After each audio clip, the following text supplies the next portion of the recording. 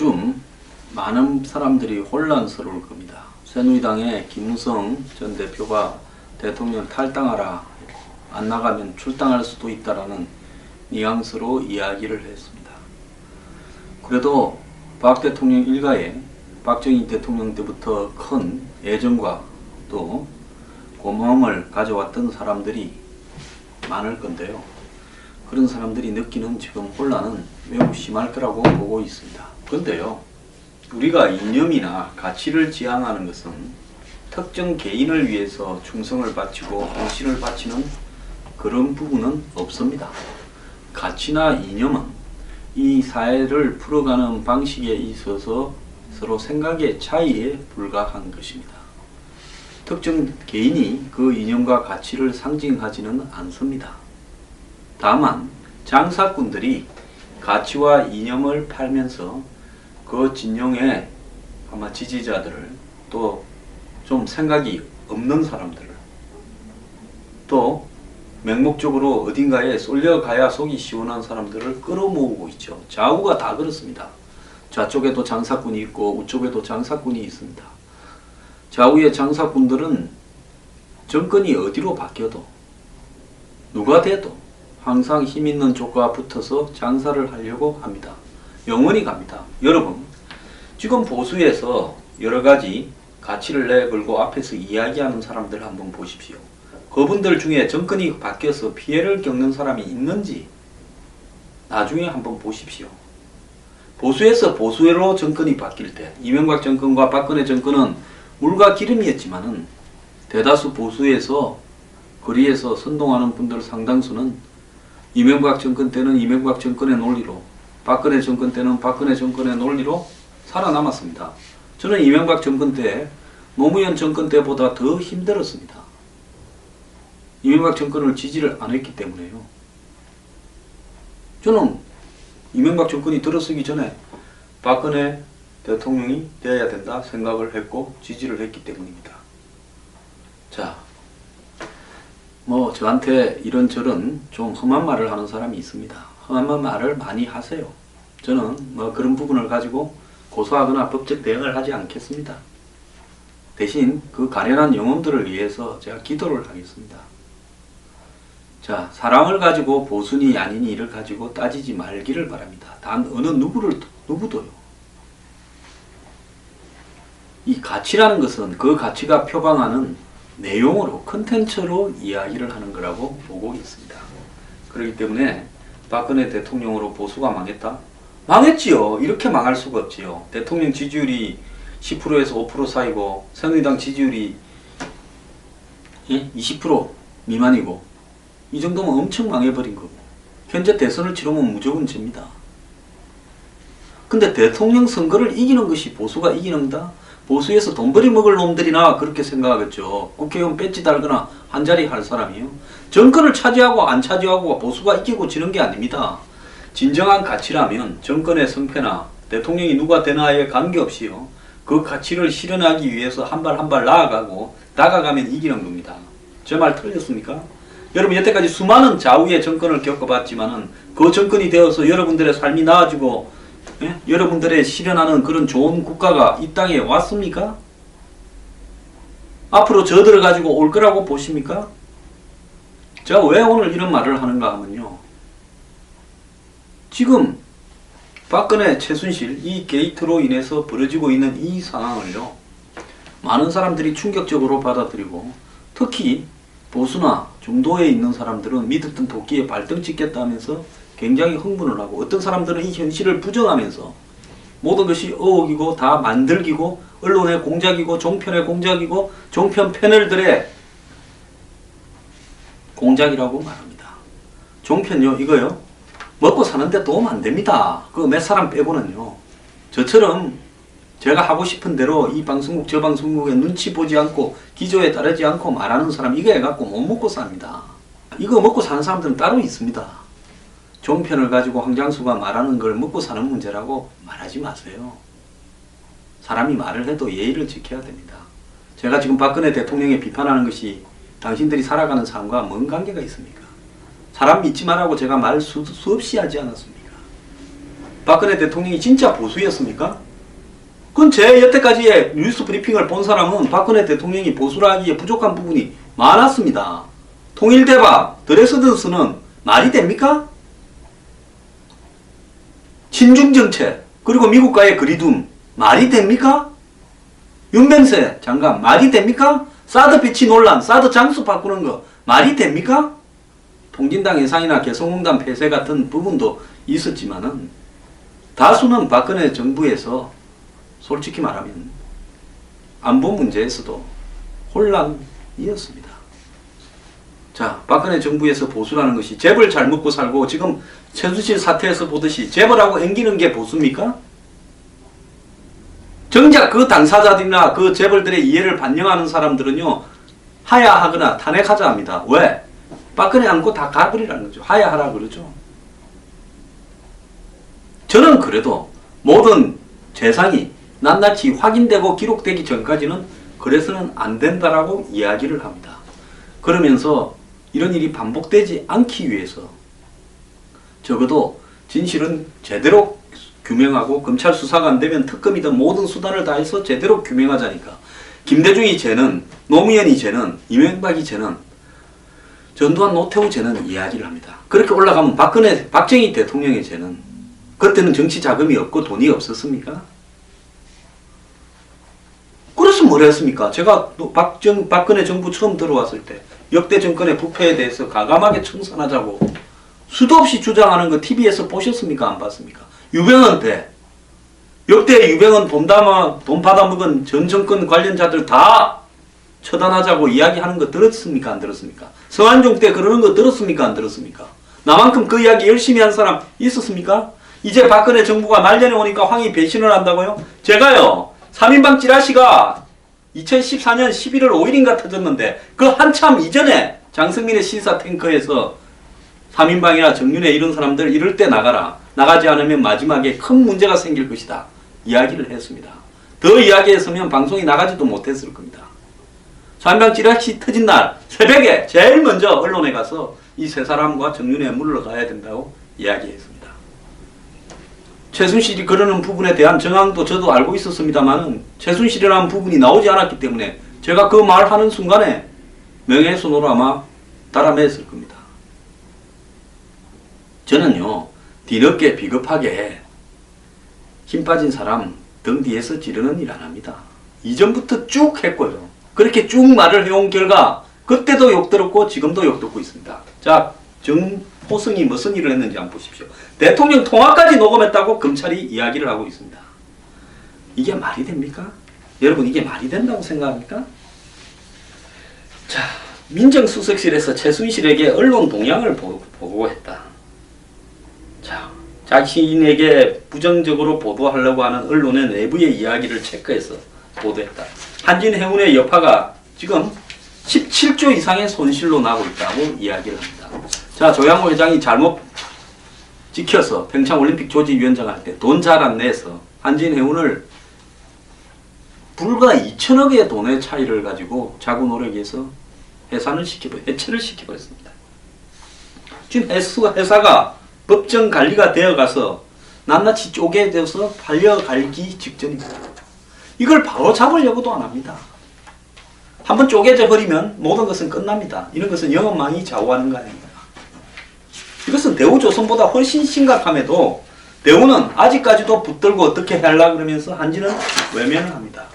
최순실이 집 100m 앞에 경호원 숙소가 2013년 4월부터 있었다. 그리고 왜 있냐고 하니까 박지만이 경호를 한다. 청와대가 박지만을 좋아했습니까? 3인방이 좋아했습니까? 최순실이 좋아했습니까? 박지만이 집은 거기서 800m인데 먼 경호를 800m 떨어진데 빌라 집을 얻어가지고 경호를 합니까? 최순실이 이제 경호 대상이었습니까? 원래 경호는 직계가족까지 하는데 박지만은 직계가족도 아닙니다. 물론 필요하다고 판단하면 할 수 있지만요. 이 정권 들어서 박지만이 경호받을 만큼 대우나 처신을 받았습니까? 거의 배척 대상이고 숨어 살고 조용히 살아라고 질타의 대상이고 지난번에 정윤회 3인방 찌라시 터졌을 때 박지만만 병신 만들어버리지 않았습니까? 이상한 사람들하고 어울린다고 직접 말하지 않았습니까? 이 경호실이요.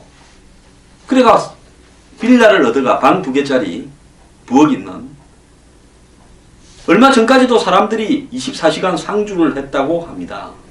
자, 현직 대통령의 아들들이 밖에서 살면 필요할 때 경호원이 붙지만은 24시간을 따로 집을 얻어서 상주해서 경호 인력을 지원한 적은 없고, 이명박 대통령 시절에도 자녀들에게 경호 인력을 지원을 했지만 집 근처 숙소를 따로 얻어서 상주한 전례는 없다고 하고 있습니다. 최순실이 살았던 집 고급 오피스텔이 100m 앞에 길 건너편에 있는데, 자, 이런 일들, 정호성이 최순실의 국무회의에 관한 내용을 지시받았다, 이런 내용까지도 있습니다. 비서관이 대통령 전화를 녹음하고 3인방이 출입하는 사람을 다 통제하고 3인방과 우병우만 대통령을 만나고 최순실은 밖에서 모든 것을 지시하고, 경호원이 붙었습니까? 국무회의 내용도 받아봅니까? 그러니까 재벌들을 죽이고 살리고 마음대로 합니까? 제가 2014년 10월 8일 날 프레스센터에서 유병헌 문제가 처리가 엉망으로 가길래 대통령이 나서서 직접 좀 해결하시라고 하면서 이게 나랍니까? 말했습니다. 그 뒤에 들으니까 그 말을 가지고 엄청 씹어댔더만요. 제가 정확하게 이제 25개월이 지난 시점에서 돌려드리겠습니다. 이게 나라입니까? 나라가 아니죠. 그런데 보수 핑계를 가지고 버텨요? 제가요, 이 일이 어느 정도 마무리되면, 지금 바람이 불어오는데 이야기를 해봤자 아무 소용이 없습니다. 문재인 전 대표의 안보관에 대한 문제, 제가 이 양반 끝까지 제대로 이야기하지 않으면 짚을 겁니다. 박원순 시장의 의혹 문제 제가 짚습니다. 안철수 대표 제가 지난번에도 짚었고 앞으로도 짚을 겁니다. 반대로 보수 진영에 나서는 후보들에 대해서도 제가 철저히 검증을 할 겁니다. 반기문 사무총장 나오면 할 거고요. 누구든 다 검증을 할 겁니다. 저는 이제 수준 안 되는 사람들은 대통령에 도전해서는 안 된다고 생각하는 사람입니다. 자, 그런데요. 자, 박근혜 대통령이 지금까지 보여준 행태만 보더라도 저는 여기에 이념을 갖다 붙일 만한 가치도 없다고 생각합니다. 최순실과 더불어서 정말 가족관계로 오손도손 잘 했지, 여기에 무슨 이념이 있습니까? 정말 박근혜 대통령이 고통받는 우리 사회의 서민과 중산층을 위해서 시장에 가서 순방한 거 말고 재래식 장터에서요, 무엇을 어떻게 했습니까? 제가 지난번에 이야기하지 않았습니까? 주택 문제로 이렇게 고통을 겪고 있는데요, 국민들이요. 대통령은 뉴스테이 살아요. 뉴스테이. 이름도 좋잖아요. 제가 듣기로 그 말을 최경환 전 부총리가 이야기를 해줬다고 하는데 정말 기가 찬 일 아닙니까? 이제 와서 생각하지만 저는 그때 정말 마리 앙뚜아넷이 생각이 났습니다. 케이크 없으면 빵을 먹으라고. 이게 보수입니까? 온 방산 비리가 이 판을 치고요. 원전 안전 비리가 판을 치고 전기값 때문에 말이야 땡볕에 올여름에 그렇게 고생을 하고 이제 겨울에는 가스값 때문에 고생을 한다는데 이걸 근본적으로 바로잡으려고 하지도 않았습니다. 대학 입시가 개판 5분 전이라서 정유라 같은 일들이 숱하게 생기면서 공정성을 상실한 지가 오랜데 이걸 바로잡으려고도 안 했습니다. 부패 척결한다고 폼만 잡았지 내가 주변이 엉망인데 어떻게 부패가 척결되겠습니까? 뭘 했습니까? 그런데 보수의 가치를 가지고 박근혜 대통령을 지켜야 된다고 말하고 제가 아직도 박근혜 대통령을 빨아야 됩니까? 그건 아니지 않습니까? 찬양하고 존중하려면 그만한 가치가 있어야 되지 않겠습니까? 제가 바보입니까? 자, 대한민국 검찰이요. 정유라 특혜 유도 승마협회 전현직 정무를 이제사 동시에 소환했다는 겁니다. 어제. 이제사.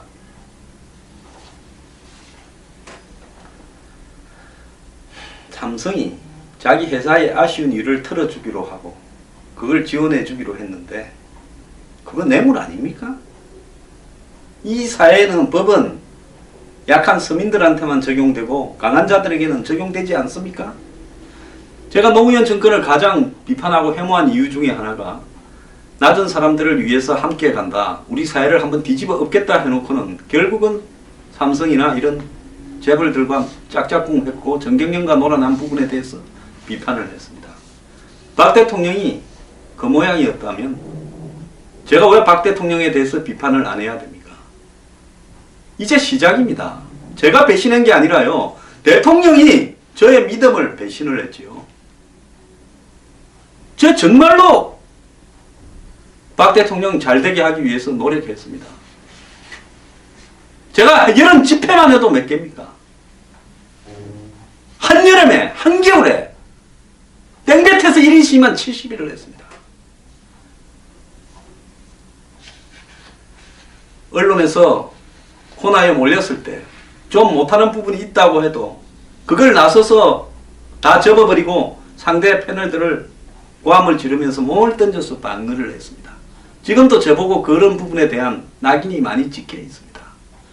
저보고 뭐 하라고 했을 때요. 한다 해도 시켜주지도 않았겠지만 저는 이 정권이 잘 되기 위해서 정권이 되는데 피를 흘린 사람은 했으면 안 된다고 거절했습니다.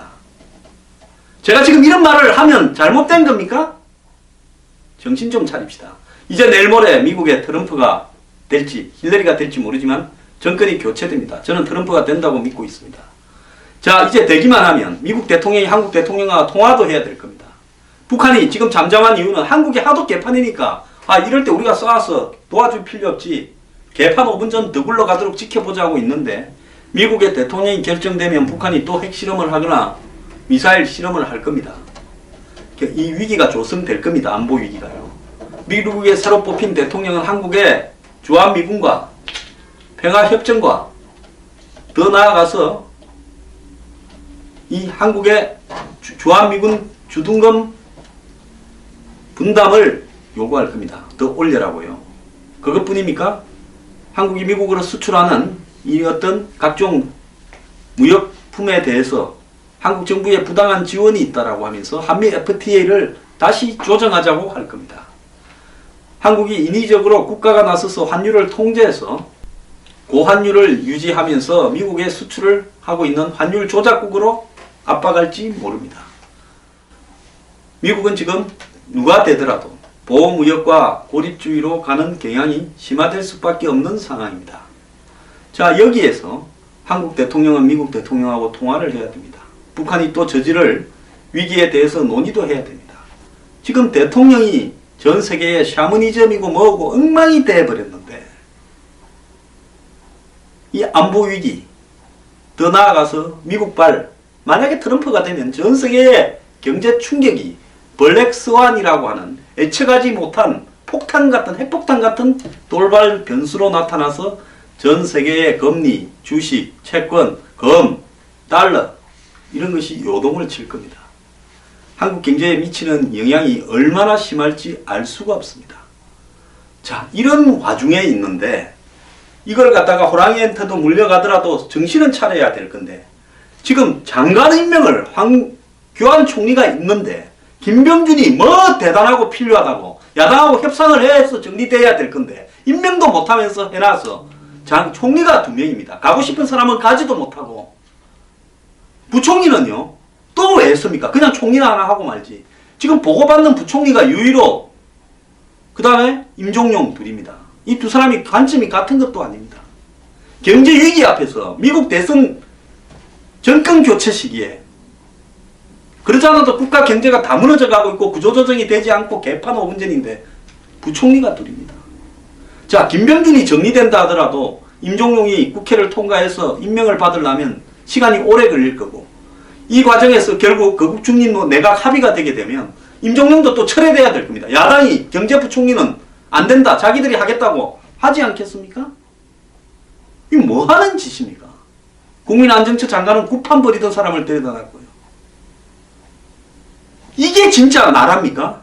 아니 내가 아무리 잘못하고 내가 실수한 게 있고 내 측근이 사고를 크게 치고 내가 거기에 기여한 바가 있다 하더라도 정신은 차려야 될 거 아닙니까?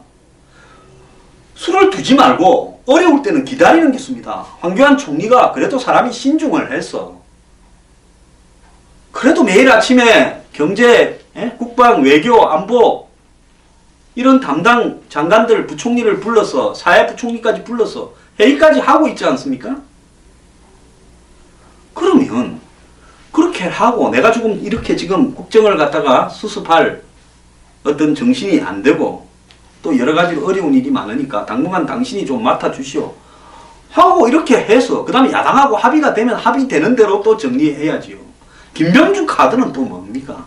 자, 이거 던져놓고 야당하고 밀고 당기면서 협상하기 위한 용도로 쓰는 겁니까?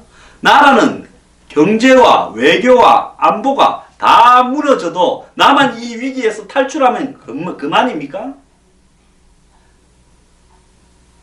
국민들이 그 대단한 우병우 검찰에 한번 출석하는 사진 보려고 지금까지 있는 줄 압니까? 이 지금 뭐 하자는 겁니까? 사과가 그게 사과입니까? 왜 합니까 지금? 시간 좀 두고요. 한꺼번에 하지요. 자, 순서대로 정해놨던 각본대로 이걸 지금 두 재단에 선의의 기부 그래야 기업 너고도 안 걸리고 우리도 안 걸릴 거니까 합의하자. 나 입 닫아. 국민한테 희생양으로 그래도 금방 풀어줄 거니까 이렇게 수위 입고 포승줄 엮인 사진 한번 찍고 검찰청에 출입하는 사진 하나 찍자. 그래서 그 대단한 최순실 그 여자는 얼굴도 안 내밉니까? 정말 이렇게 하면 안 됩니다. 이러지 좀 마십시오. 제가 지금 이야기하고 싶은 부분은요. 논쟁을 하고 싶으면 올바른 논점을 정리해서 논쟁을 하라고 이야기를 하고 싶습니다. 자, 박 대통령은 이제 끝이 났습니다. 헤어날 방법 없습니다. 애초에 우리가 박 대통령의 끝을 허상을 보고 그것을 진실이라고 믿었던 게 바보입니다. 우리 탓입니다. 원망할 필요도 없어요. 자, 거기에 보수 가치가 걸려 있습니까? 지금 박 대통령 사수하자는 많은 분들 중에 옛날에 이명박 대통령 때는 또 이명박 대통령의 철학에 따라서 뉴라이트고 뭐고 열심히 또 하시던 분들 많지 않습니까?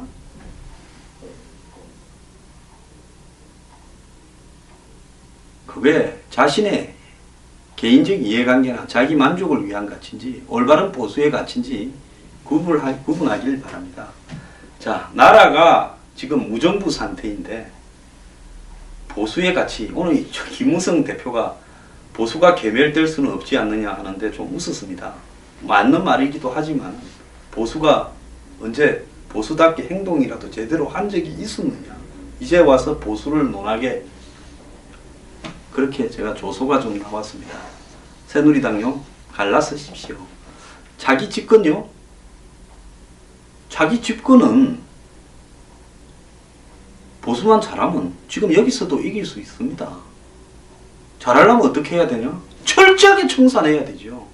철저하게 청산하고 그 다음에 그 사람들 흔히 보수가 경멸하는 좌파들은 비리가 없겠습니까? 그 비리를 또 철저하게 청산하자고 하면 되지요. 여기서 가장 경계해야 될 부분은 박 대통령은 이미 정치적인 영향력을 상실했고 끝났습니다. 자, 국민이 오히려 박 대통령을 핑계로 삼아서 좌파 야권을 압박을 해야 될 거 아닙니까? 너네들은 이제 깨끗한지 한번 다 털어보자고요. 그리고 들어온 사람은 아예 오려고 하지 말고 안보관이나 사상이 이상한 사람도 대통령 하려고 하지 말라고 해야죠. 이걸 여기서 막고 그걸로 물타기 하려고요? 문재인 너 입장 이야기해라. 최순실도 조사해라. 웃기지 마십시오. 끝난 거는 끝난 겁니다. 자, 이제 오히려 박 대통령이요, 보수를 위해서 희생의 밑거름이 돼야 됩니다. 그걸 디디고 일어나서요, 정말로 올바른 개보수의 가치를 가지고 부패하고 왜곡된 진보나 좌파들을 꺾어야 되는 겁니다. 저는 이미 끝나버리고 있는, 스스로 끝남을 자처했습니다. 박통을 디딤돌로 삼아서 부패 청산과 사회개혁 그리고 대선 승리로 나아가는 길을 열어야 된다고 생각을 합니다. 이미 끝난 디딤돌에 대해서 너무 집착을 하지 말기를 바랍니다. 그것은 보수의 가치하고 관계가 없습니다. 보수의 가치에 그런 내용은 없었습니다. 제가 알기로는.